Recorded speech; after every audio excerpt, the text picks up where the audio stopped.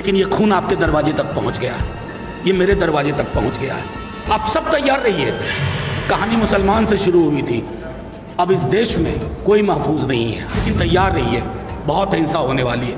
कहीं जाति के नाम पे होगी, कहीं दलित मारा जाएगा, और मुसलमान तो मारा जा ही रहा है। आपका कमल कीचड़ और पानी में नहीं खिल रहा है, ये आग में खिल रहा है। आप आग लगाते हो और वोट की फसल काटते हो। कि 2024 election is going to be the most violent election in the memory of India. उस व्यक्ति चेतन सिंह ने गोलियां मारी ट्रेन के अंदर। मैंने 10 मिनट के अंदर कहा था कि लोग इसको विक्षिप्त बताएंगे, ऐसा हुआ भी। लोगों ने कहा मानसिक रोगी है। आज दंगा करने वाले को पता है कि मंत्री पद उसके लिए उपलब्ध है।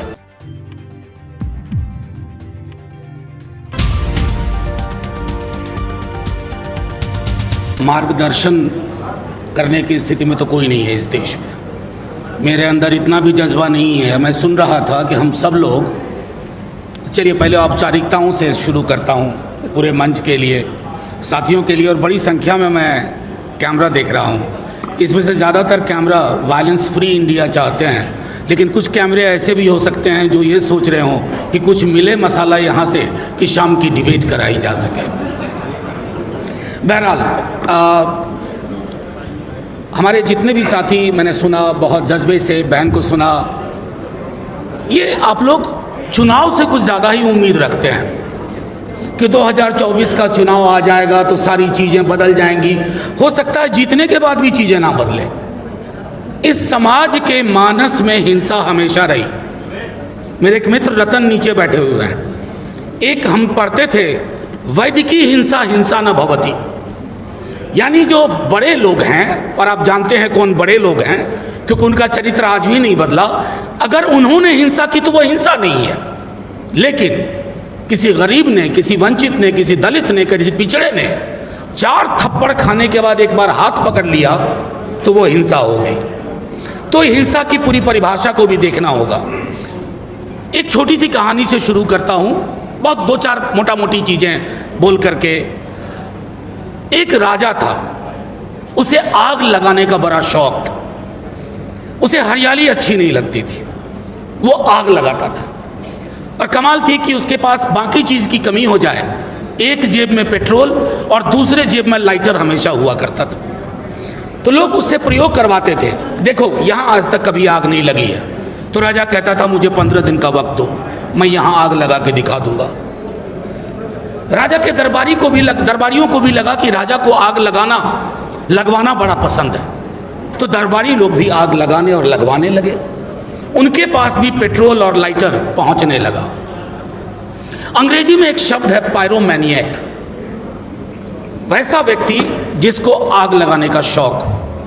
हमारी पूरी राजनीति इस पायरोमैनिएक नाम के जंतुओं के हाथ में आ गई है, जिन्हें शांति पसंद नहीं है, अमन पसंद नहीं है, जो विदेश जाकर के कहेंगे वसुधैव कुटुंबकम, लेकिन देश की धरती पर अपने कुटुंबों के बीच में आग लगाएंगे। कोई कहते थे जितना कीचड़ फैलाओगे कमल खिलेगा। आपका कमल कीचड़ और पानी में नहीं खिल रहा है, ये आग में खिल रहा है। आप आग लगाते हो और वोट की फसल काटते हो। मणिपुर की आग को देख के आया हूं, गुजरात की आग देखी है, अभी नूह मेवात में वो आग दिख रहा है। सतपाल मलिक साहब आए नहीं, उन्होंने एक बात कही हाल के दिनों में कि 2024 election is going to be the most violent election in the memory of India. आप सब तैयार रहिए, ये वायलेंस फ्री इंडिया हम सब चाहते हैं, लेकिन तैयार रहिए, बहुत हिंसा होने वाली है। कहीं जाति के नाम पे होगी, कहीं दलित मारा जाएगा, और मुसलमान तो मारा जा ही रहा है। आपकी कोशिश सिर्फ चुनाव जीतना नहीं होना चाहिए। अब क्या करेंगे, एक पार्टी है, उस पर थोड़ा भरोसा होता है, वो भी वैसे दिखने लगती है। जब तक हमारी राजनीति में इन बाबाओं का प्रेजेंस होगा, सुबह शाम ये बहस हुआ करेगी, तब तक आप वायलेंस फ्री समाज बनाने की कल्पना ना करें। उसको व्यूअरशिप कौन देता है? हमारे आप जैसे ही लोग, हम नहीं, आप नहीं, लेकिन हमारे जैसे लोग, हमारे भाई, हमारे कुटुंब, हमारे दोस्त उसको वैल्यू देते हैं। नतीजे में क्या हासिल हो रहा है? देखिए, हिंसा जो होती है उसके पहले एक भाषाई हिंसा होती है। जुबान देख लीजिए लोगों की, किस तरह की जुबान से बात होती है। मैं नहीं कहता कि पहले दंगे नहीं होते थे, पहले भी होते थे। जब हम छात्र जीवन में थे तब भी दंगे होते थे। मैं रांची में पढ़ता था, रामनवमी के दौरान दंगे की आशंका होती थी रांची और जमशेदपुर में, लेकिन तब दंगा करने वाले सहमते थे। आज दंगा करने वाले को पता है कि मंत्री पद उसके लिए उपलब्ध है, वो दंगा करेगा, उसकी पॉलिटिकल प्रीमियम बढ़ेगी। दंगा और हिंसा हमारे समाज में नॉर्मलाइज हो गई है। ये चिंता का विषय है। जिस दिन उस व्यक्ति चेतन सिंह ने गोलियां मारी ट्रेन के अंदर, मैंने 10 मिनट के अंदर कहा था कि लोग इसको विक्षिप्त बताएंगे। ऐसा हुआ भी। लोगों ने कहा मानसिक रोगी है, डिप्रेशन में चल रहा था। आपने करोड़ों की तादाद में ऐसे मानसिक रोगी इस देश में पैदा कर दिए हैं। हमारी कोशिश है कि उनको मानसिक रोग से निकाला जाए, और ये तब तक नहीं होगा जब तक हम लड़ाई अलग अलग लड़ेंगे। कि दलित की लड़ाई अलग, मुसलमानों की लड़ाई अलग, किसानों की लड़ाई अलग, मजदूरों की लड़ाई अलग, स्टूडेंट्स की लड़ाई अलग, शिक्षकों की लड़ाई अलग। ये तो टापू में तनहा लड़िएगा तो आग लगाने वाले राजा को और आसानी हो जाती है। उसे पता है कि एक को संभाल लो, अभी बाकी संभल जाएंगे। देखते देखते एक देश की इतनी बड़ी आबादी को इनविजिबलाइज कर दिया गया, अदृश्य कर दिया गया। पॉलिटिकल पार्टीज भी चुप रहना शुरू कर दी।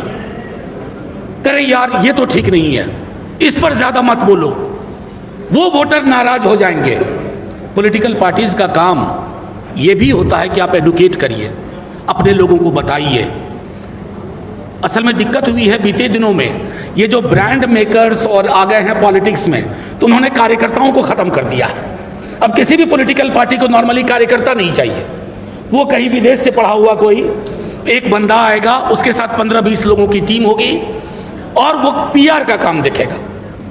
तो कोई पॉलिटिकल पार्टी हो जो कार्यकर्ताओं की गर्भ से निकली है, उस पार्टी में भी कार्यकर्ताओं को उस रूप में नहीं देखा जाता जैसे अब तक। मैं सिर्फ इतना कहूँगा कि साथियों, प्रेस के दोस्त, मुझे पता है कि अंग्रेजी में एक कहावत थी, if it bleeds it leads, यानी खून बहता है तो पढ़ा ज़्यादा जाता है। मैं प्रिंट के दौर की बात कर, लेकिन ये खून आपके दरवाजे तक पहुंच गया है, ये मेरे दरवाजे तक पहुंच गया है। कहानी मुसलमान से शुरू हुई थी, अब इस देश में कोई महफूज नहीं है।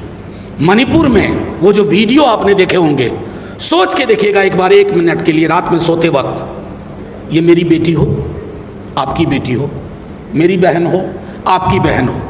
हिंसा के लिए जब तक आप पराया दृष्टिकोण अपनाएंगे, हम पराया दृष्टिकोण अपनाएंगे कि ये मणिपुर में हो रहा है, ये मेवात में हो रहा है, ये फलाना 1000 साल तक हम पर रूल किए, इसलिए अगर हम बदला ले रहे हैं तो ये सही है।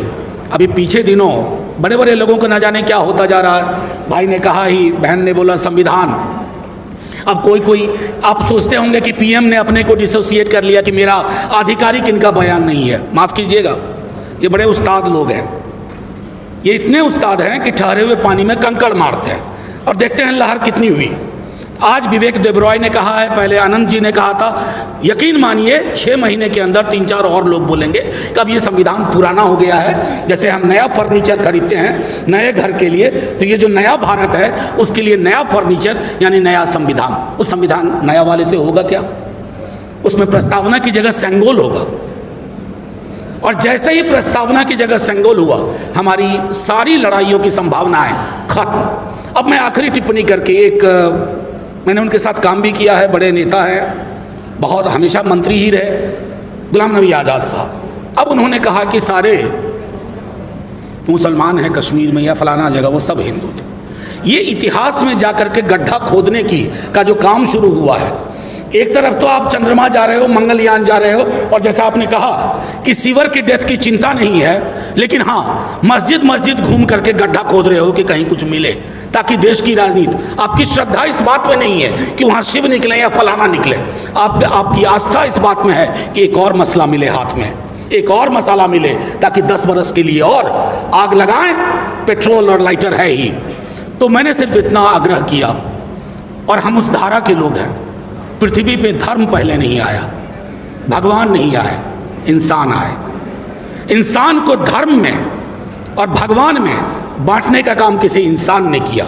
इसलिए ये कहानी शुरू करोगे, हम ये भी पूछ लेंगे कि इस देश के तमाम बौद्ध स्तूप कहाँ गायब हो गए, कौन खा गया उनको, जमीन निकल गई या आसमान खा गया। तो इतिहास में उल्टे पांव की यात्रा से कुछ हासिल नहीं होगा सिवाय हिंसा के। और इस हिंसा का समाधान, माफ कीजिएगा नवेद साहब, 24 के चुनाव के नतीजों में नहीं है। चुनाव अंगणित होता है, अंगणित से आप जीत जाते हैं, लेकिन काम करने की जरूरत है मनोविज्ञान पे, जहां हम नहीं कर पा रहे हैं। जितने भी कम्युनल आउटफिट्स हैं उनके पास कितने तरह के सिंबल हैं। हम तमाम सेक्युलर लोग, बहुजन समाज की राजनीति करने वाले लोग, हमारे पास सिंबल्स नहीं है। हम अपनी राजनीति करना जानते ही नहीं और ना सीखना चाहते हैं। पीआर एजेंट्स के हाथ में अपनी राजनीतिक किस्मत हमने दे दी है। जब तक उनके हाथ से वो किस्मत की चाबी नहीं लेंगे, हिंसा मुक्त समाज नहीं होगा। जय हिंद। फिलहाल इस वीडियो में इतना ही दोस्तों। आपसे निवेदन है कि आप हमारे चैनल को सब्सक्राइब जरूर कीजिएगा, ताकि आपको वो खबरें पहुंचती रहें जिनको गोदी मीडिया नहीं दिखाता है, वो हम आप तक पहुंचाने की कोशिश करते हैं। फिलहाल इस वीडियो में इतना ही, हमें दीजिए इजाज़त। आगे फिर मुलाकात होगी आपसे किसी ऐसी खबर के साथ। तब तक के लिए जय हिंद, धन्यवाद।